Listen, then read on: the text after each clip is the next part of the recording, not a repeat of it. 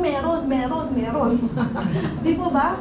So parang, ayun yung miracle, ayun yung mystery. So ayan po, ano po. So yung mga disciples, alam niyo naman na po kung ano nangyari sa mga disciples. Lahat sila pinersecute kung saan sila pumunta, ano po.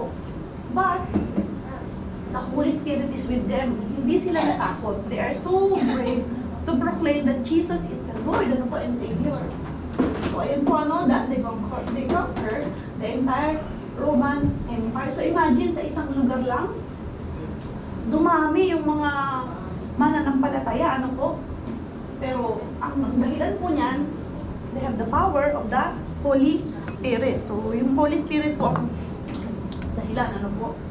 So next po, ayan po. Okay, what about the Christian life today? So ano po ba yung Christian life today? Yung Christian life po today, tulad nga ng sabi ko sa inyo kanina, tayo po ay nakafocus lang sa kung ano yung ginagawa natin everyday. Hindi natin na-appreciate na, Lord, nandyan ka pala, tumutulong ka pala, ano po. So busy tayo sa lahat ng oras. I mean, all day, nagdadasal po ba tayo? Ayun, parang kumukonect ba tayo kay Lord para magpasalamat? Parang ganun, ano po. So, in Christian life today, nung panahon ng mga apostles, kasi sila personally nakasama nila si Jesus, tayo hindi. So, sino ba yung nagpaabot sa atin ng mga messages? Sino yung nagtuturo sa atin kung paano maging mabuting Kristiyano, ano po? Paano kung hindi ka nagsisimba? Hindi ka nakakarinig ng salita ng Diyos. Pero mabuti na lang, meron na yung mga YouTube, sa Facebook, ano po, may mga messages na naririnig tayo doon or nababasa. So, busy tayo. In other words, busy tayo. For example, nung wala pa kayo sa community, actually, nung wala pa po kami sa community, palagi kami nasa cornice kasi nga may 3 kaming anak. So, palagi kami nasa cornice, in-spend namin yung time namin doon, hanggang sa nagutom, kakain, uuwi, parang ganun lang yung routine. Pero nung napunta kami sa community, nag-iba. Parang, nung napunta kami sa community, yung mga bata, parang sila, niyayari namin kay Christ. So, naging Kids for Christ sila, Youth for Christ. So, parang, naging busy din sila. Ano po? Para sa Panginoon. So, ayan po, ano po yung simbahan. Yung picture po na yan, kaya ko kinuha yan, halos walang nagsisimba. Pero, mas marami nanonood ng sine. Di po ba? Di ba ganyan yung nangyayari po, ano? Blockbuster, sabi niya. Mas updated pa tayo kung ano yung mga palabas sa sinihan. And yet, yung Gospel of the Lord, alam ba natin? Minsan ganun po, di po ba? So, mas kilala pa natin yung mga sikat na artista. Pero si Jesus Christ, saka yung mga apostles niya, hindi natin alam kung ang mga history ng simbahan natin. Tapos meron pang ibang bansa, legal ng abortion. So ito po yung mystery, ano, na kailangan natin, ano yun, nasan ang Holy Spirit? Pero sabi nga po, dahil God give us the free will, nabuso natin. So ayan po, ano po. So yung divorce. So imagine yung divorce po, no? Kung may mga anak po tayong maliliit ngayon, lumaki sila. Tapos nag-asawa sila, nag-divorce sila. Gusto ba natin yun? Siyempre ayaw natin. Kasi, yan maganda kasi, siyempre anong magiging magulo ang family. Tapos yung same-sex marriage. So ayan po, ano, imagine, parehong lalaki. How do they procreate? Hindi dadami, ano po? So ayan, no, pati yung mga babae, di ba? So ito po, minsan ito rin po, ano, minsan na-highlight ko din po ito, actually katikista po ako, nagtuturo ako ng mga bata. Minsan, ang mga parents, lagi nakafocus sa cellphone, sa trabaho, and yet yung bata, yung mga anak nila, hindi nila napapansin. Pero yan, syempre po, dahil nga hindi nila alam, so parang i-ignore nila yung blessing ni Lord, ano, which is yung bata. So ito pa, minsan, yung mga bata po, bibigyan ng gadget para lang tumahimik. So, minsan remind din po natin yung sarili natin na importante sila. Hindi yung gadget. Hindi, sabi nga i-value mo yung nagbigay kaysa sa ibinigay. So, ano po natin yan sa aspeto, sa Panginoon, mas ina-appreciate natin yung meron tayo, halimbawa nga yung wealth, yung success, yung career, yung happiness, nandyan. Pero yung nagbigay ng happiness, Kaliwali, sabi niya. Ano ba yung kaliwali to? Ever. Parang gano'n, ano po. So, ayan po, ano po. So, ayan, sa simbahan. Minsan po, ako guilty ako dyan kanina, hindi ko na isama sa MM eh. Minsan po, sumisimba tayo. Applicable po ito sa Pilipinas. Nagsisimba tayo pero yung mga anak natin, hindi na isasama, absent sila, ano po. So, ano ba yung gusto ni Lord? Ito yung gusto ni Lord. Ipaunawa mo sa mga bata hanggat maliliit sila, ituturo, ano po, dadalhin natin sa simbahan. So, next po, ayan, si Jesus Christ, tinuturo ba natin yung mga katuruan ng simbahan? Minsan hindi na po natin na-highlight yun, ano, kasi busy kayo, parang busy tayo. Actually, guilty rin po kami dyan, ano po. Pero nung nag-join po kami ng CFC, unti-unti namin naunawaan na hindi pala dapat ganun lang ang buhay Kristiyano. Hindi pag Sunday lang tayo Kristiyano kasi nagsisimba. Kasi ganun, di po ba? So, dapat araw-araw sa trabaho, sa labas, sa basketball court, sa opisina, sa kahit saan. Dapat pakita natin na tayo ay Kristiyano. Naalala ko po si Father King, si Father yung nasa Kuwait. Nung pumasyal siya dito, sa kwento lang po, ano po. Sumakay siya ng aeroplano from Kuwait papunta dito sa darat. Merong isang madam na nag-aapurang nilalakad. So nag-aapura siya, so parang hinawi niya yung pari siya. Lang naman sabihin niya na pari ako. Hinawi siya, so nag-giveaway siya.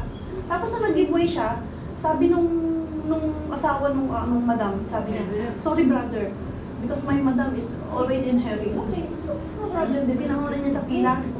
Tapos nung mababa na naman sa aeroplano, nagkita na naman sila. Okay, nag-giveaway na yung pare. Sabi niya, okay, you can do. Sabi niya gano'n, I know you are Christian because only Christian will do that. Wow, parang pumapalakpak po yung tenga ko noon nang sinabi niya yun. Kasi sabi niya, yung mga Muslim, alam nila ng mga Kristiyano, mababait. So, mabait ba yung katabi niyo? So, yan po yung natin, tanda natin. Yan yung parang nung kinwento niya yun na, ganyan ang mga Kristiyano mababait. Sabi ko, na-appreciate pala ng mga Muslim, mga Kristiyano. Ano po? So, ayan po, ano po? Yung mga prayers. So, tingnan po natin yung mapa na yan. Yan po lahat ng red na yan. Yan po yung mga Christian. So, ibig sabihin, kailan po tayo? Ano po? So, yung Orthodox, Russia ba yun? So, ayan po, ano po? Kahit saan po tayo pumunta, actually po, itong community natin, kahit saan tayo pumunta, meron po CFC. Merong CFC. Laganap na po ang CFC. So, what's the big deal? Let's go. Let's start our life in the Holy Spirit. Ano po? Because being a Christian, ano po, in the Holy Spirit, it's not just a human power. So, hindi natin, dahil kung ano yung profession mo, parang yun na yung nasa crown. Parang ano, no? Yun yung crown mo. Kung ikaw ay magaling sa trabaho, yun yung crown mo. No. Kung mayaman ka, yan ang crown mo. No. Okay? Hindi po yan naging sa atin, kung hindi dahil sa Panginoon. Why are you smiling? Yan, ano po? So, yan, wala po yan, no? Lahat po yan, mawawala yan sa isang iglap, ano po. So, but a new heart. So, yung heart ba natin, ano ba yung laman ng heart natin? Again, yan ba yung wealth? Yung success? Yung happiness? So, minsan, ano ba yung laman ng puso natin? Si tita? Si tita? Pwede, ano po, pero sabi nga po, if you have a new heart, you have to share it. Ano po yung love na meron tayo? Ano po? Or pusong bato? May puso po ba tayong bato? So, isa pa rin po dyan, ano po, kung tayo po ay may mga nasaktan, or may nasaktan tayo, or may nakasakit sa atin, please soften your heart. Kasi sabi nga dito, kung ikaw ay isang Kristiyano na sumusunod kay Christ, kay Jesus, ano po, dapat meron kang malambot na puso. So, hindi mo naman mahawakan ng iyong heart, ano po. So, but you should have a new heart, a soft heart, a new life from God. So, we know all that we live, ano, because of God, because of God who created us. But then, ano yung buhay na meron tayo? Umiikot ba tayo sa bahay lang natin? So, lumalabas ba tayo para magpasalamat sa Panginoon? Ano yung life na na meron tayo. So, questionable po yan, di po ba? Kung wala ka sa community, actually po nung wala pa kami sa community, ganun nga lagi yung routine namin. Pero, ako pag nag-aaway kami ni Tito, talagang ang tindi. Pero hindi ako namamato. Naninira ako ng pantalon. Talagang yung lakas ko lumalabas. Pero yun po, na-change ako. Nagkaroon ako ng awareness na masama pala. So dapat pala mag-obey ako kay Tito. Asan mo ba siya? So yun. Kaya po, hindi kita ibabagsak. So ayan po, ano po. So ayan po, the new life in Christ. So we should have a new life in Christ. Ano po? We cannot do it with our own effort. It is the Holy Spirit who will enable us to experience God. So, how do we experience God in our life? So, masaya po ba tayo nandito tayo sa CLP? So, kilala na po ba natin si Christ? For sure po, ano po? So, okay, pakibasa po.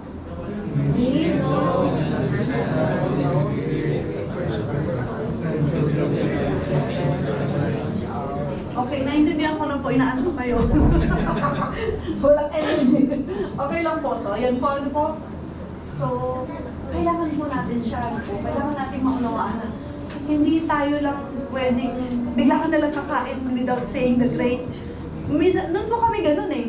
Bigla, nung wala pa kami sa community, bigla na lang kami kakain. Hindi namin na-practice yung ganun. Pero nung nasa community na kami, yung anak pa namin yung nagre-remind, Mami, let's say the grace, okay. Parang yun po yung naging way, ano po yung mga bata, mas lalo silang naging prayerful. So, with the Holy Spirit, we become union with God. Sabi po din sa Ephesians, for through Him, we both have access to the Father by one Spirit. Okay, one Spirit.